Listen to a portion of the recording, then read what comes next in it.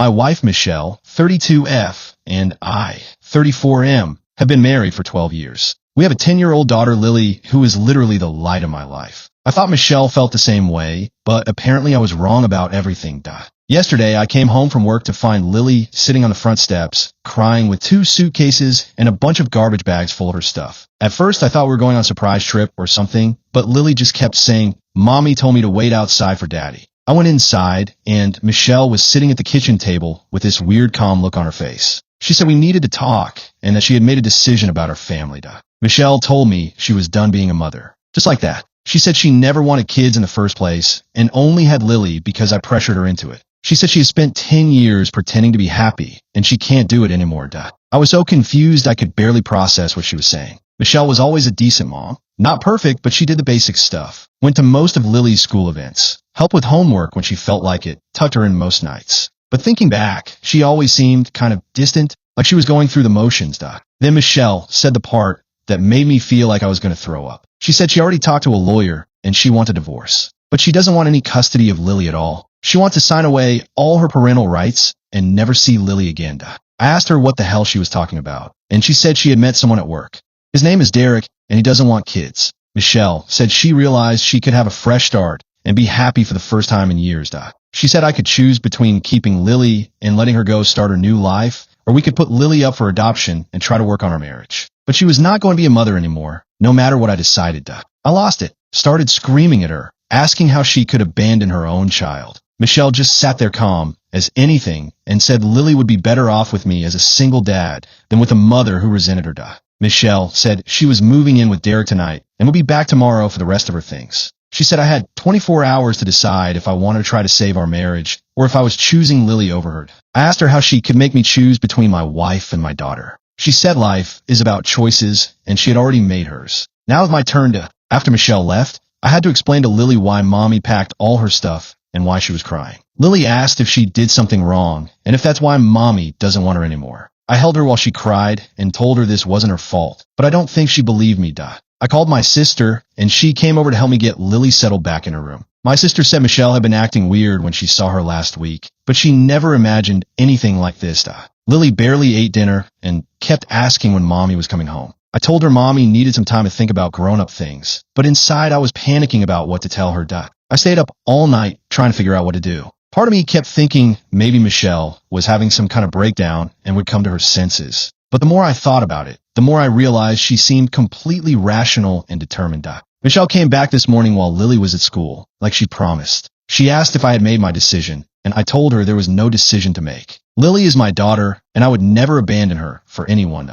Michelle nodded like she expected that, and said she was sorry, but she hoped I would understand someday. She said she would have the divorce papers drawn up and would make sure I got full custody so Lily would have stability. I asked her if she wanted to say goodbye to Lily before she left forever. Michelle said it would be too hard and would just confuse Lily more. She said it was better to make a clean break. Michelle packed up the rest of her stuff while I watched in shock. 12 years of marriage and 10 years of being a mother, and she was walking away like it meant nothing.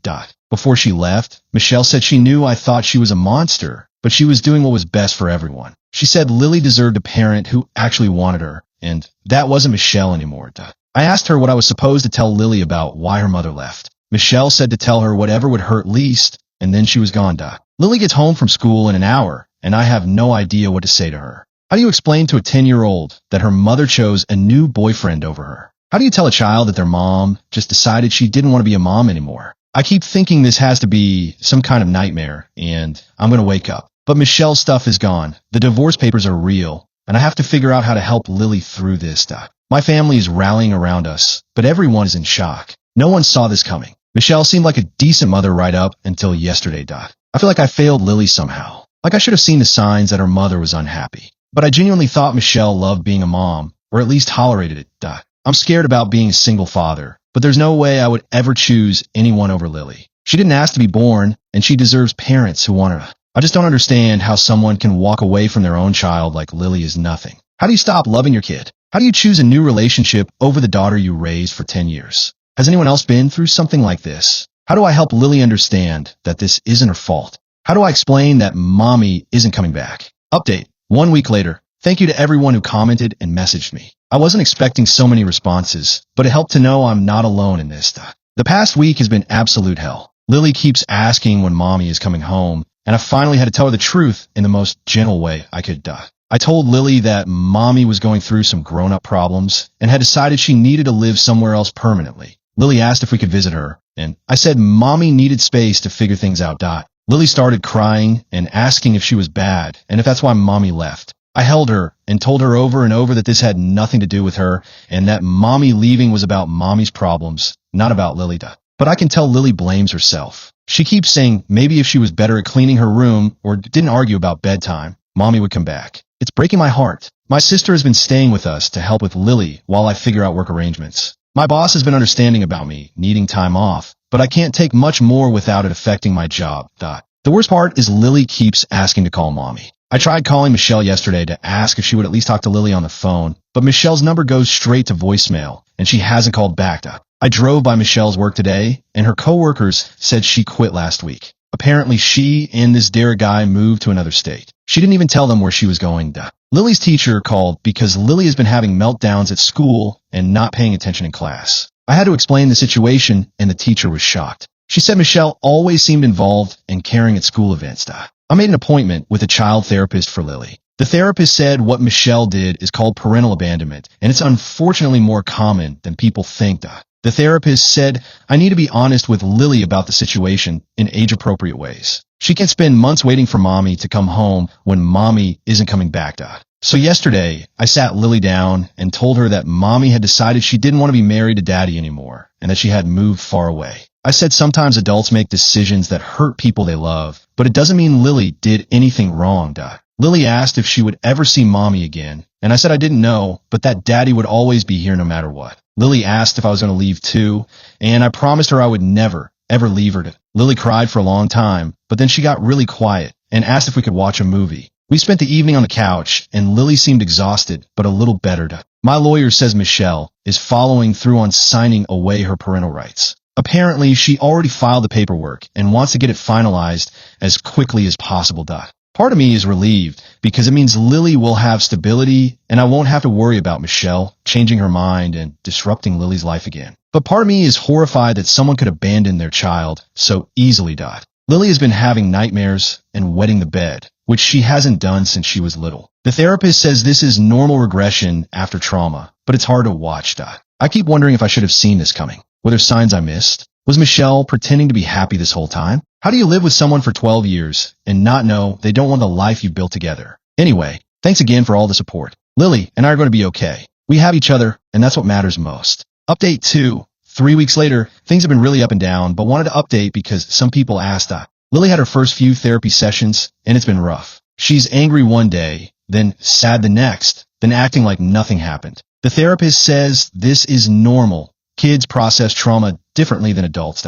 Lily drew a picture of our family last week, and it was just me and her, but she colored herself really small and put herself in the corner. When the therapist asked about it, Lily said she didn't want to take up too much space in case daddy decided she was too much trouble too. That absolutely destroyed me. I've been trying to reassure her constantly that she's not too much, that I love her, that I'm not going anywhere, but she's still scared. Lily has been asking a lot of questions about why mommy left, and they're getting harder to answer. She wants to know if mommy ever loved her, if she did something to make mommy stop loving her, if mommy thinks about her. I try to answer honestly without making Michelle sound like a monster. But what do you say? That some people aren't ready to be parents, even when they have children? That it doesn't mean Lily isn't lovable. It means mommy had problems? Lily asked if she could write a letter to mommy, and I said yes. She wrote about school and her friends and said she missed mommy and hoped she was happy. She also asked if she could visit for Christmas. I don't know if I'll ever be able to send it, but writing it seemed to help. The divorce papers came through this week. Michelle signed away all her parental rights and waived any claim to alimony or property. It's like she wanted to erase us from her life as completely as possible.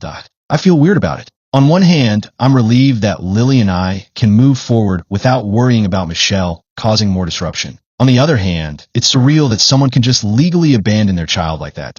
Work has been understanding, but I need to figure out long-term childcare. My sister can't help forever, and I need to get Lily into a routine that works with my schedule. The hardest part is other parents at Lily's school. Some of them have been great and offer to help with carpools and playdates, but others look at me like they feel sorry for me or like they don't know what to say.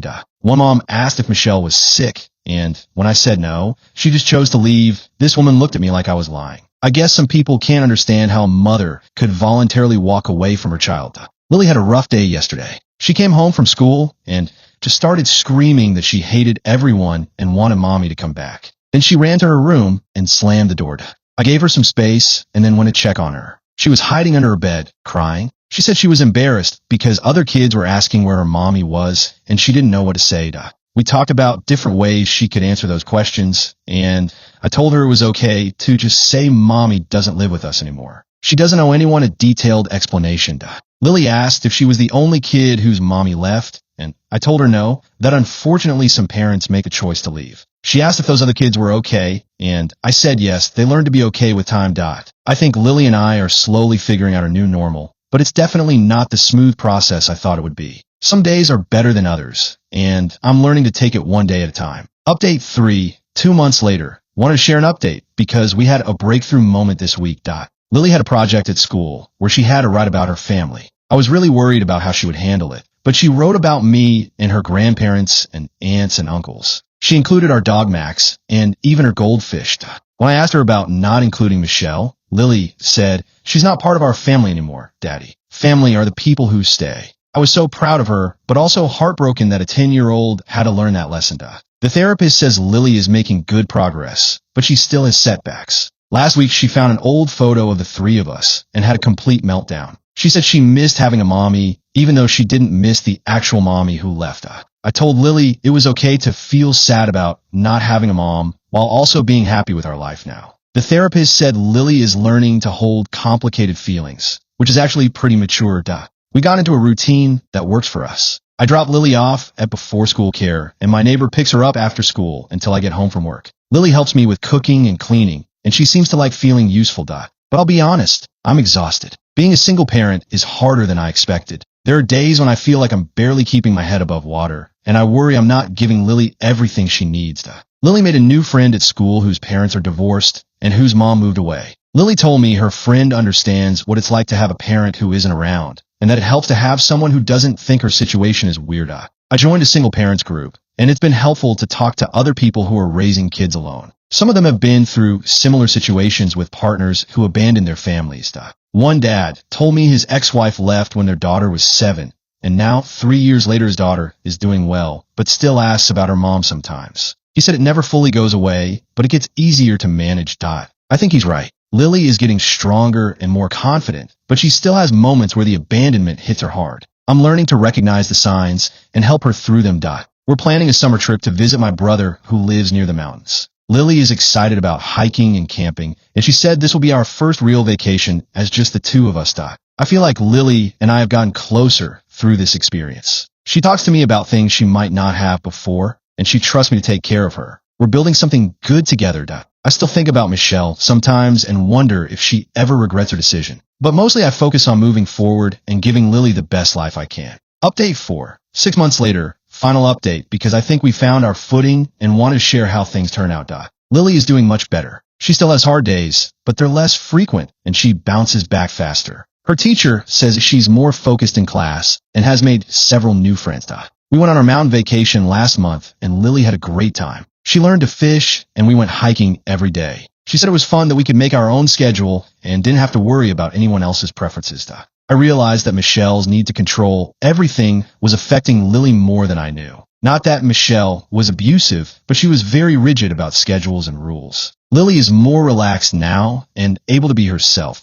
Lily rarely asks about Michelle anymore. When she does, it's usually just practical questions like whether Michelle is happy or where she lives. Lily doesn't seem to miss her, which honestly says a lot about their relationship. The therapist says Lily has processed the abandonment well, considering. She said Lily understands that Michelle's decision was about Michelle's problems, not about Lily being unlovable. Lily made a comment last week that showed me how much she's grown. She said she felt sorry for kids who have parents who don't really want them, but pretend they do. She said at least she knows I want her completely. I was amazed by her insight. Lily is right that it's better to have one parent who is fully committed than two parents where one is secretly resentful. We have a good routine now. Lily helps with household decisions and feels like my partner in running our family. She's more responsible and independent than a lot of kids her age. I'm not dating anyone yet, I'm focused on Lily, and honestly, I'm not sure I trust my judgment about people anymore. Maybe someday, but not now. Lily started middle school this year, and she's doing well. She joined our club and made friends who know her as confident and capable, not as the girl whose mom left. I look at Lily now, and I see a kid who knows she's loved unconditionally. She's not wondering if she's good enough or if she's causing problems. She knows she's exactly where she belongs. Michelle's abandonment was devastating at first, but it led to something important. Lily and I have a relationship now that's built on genuine love and choice rather than obligation. Lily is going to grow up knowing that real love means choosing someone every day. She's going to expect that from her relationships, and she's going to give back. I think we're both better off without Michelle. Lily deserves a parent who celebrates her existence, not one who sees her as a burden. She has that with me. We're happy, and that's what matters most. It's not the family I plan, but it's the family we built together, and it's pretty great.